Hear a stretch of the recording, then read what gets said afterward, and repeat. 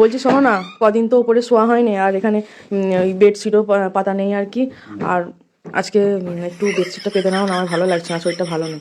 আমি এই দোকান থেকে এলাম তো। তো কি হয়েছে, একটু একটু ঘরের কাজ করবে তো কি হয়েছে, আর একটু আমার অনেক দিন আসা হয়নি তো, মানে উপরে শোয়া হয়নি, নিচেতেই শুচ্ছিলাম, তো বেডশিট পাতা নেই, বেডশিটটা একটু পেতে নাও না। তোমাকে বিয়ে করার পর অনেক কিছু আমি শিখেছি। আরও শিখতে, ভবিষ্যতে এখন আরও অনেক কিছু শিখতে হবে, আর অনেক কিছু শেখা বাকি আছে তোমার। যেমন সারাদিন কাজ করে আসার পর তুমি কিন্তু রেস্ট নিতে পারো না, তোমাকে আরো কিছু করতে হবে ঘরে, সেটা আমার একটা শিক্ষা, বুঝলে? আমি কি তাহলে তোমাকে বলে ভুল করেছি? না, ভুল নয়, করতে হবে।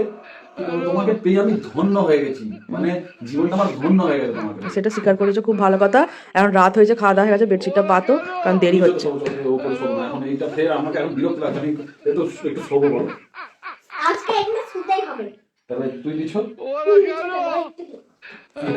তোর মা হেল্প করবো, তোর মাকে হেল্প করতে পারো। কোথায় বেডশিট কোথায় আছে এবার বলো? তুমি দোকানে থাকো আর আমি কোথায় থাকি? আমি ঘরে কাজ করি। আমি দোকানে বসে থাকি। বেডশিট কয়? কিন্তু দুঃখের বিষয়, বেডশিটটাও নিচে আছে, তোমাকে আনতে হবে, আমি ভুলে গেছি। আসলে এই পানির বোতল আনতে গিয়ে আর রোশনি বকাচ্ছিল, আর আমি ভুলে গেছি, তুমি একটু আনো না গো। মানে এর পরেও আমি ভাবি যে কি করে মানুষ চারটে করে বিয়ে করে। হ্যাঁ, এই জন্যই আমি বলছি, একটাই করে আমি এটা আসতে পারলে বাঁচি। আমি এই জন্যই বলছি, তুমি যে মাঝে মাঝে আমাকে দুটো দুটো বিয়ে, তিনটে বিয়ের এই যে সব অজগুলো শোনাও, এবার বোঝো না, তখন এই তিনটে চারটে রুমে বেডশিট পাততে হবে। মানে জীবনটাই বেডশিট বিছিয়ে বাজার করে তারপর ঘরের এটা ওটা কাজ করি কেটে গেল। বাইরে কাজ কাম বন্ধ করে দিচ্ছি, যা হবে ঘরে। ঘরে কাজ সবই করতে হবে, কাল থেকে আমি ঘরে সবই করতে হবে। ঘরের কাজ ছেলেরাও করে, তাহলে এই বেডশিট বিছানো হ্যাঁ।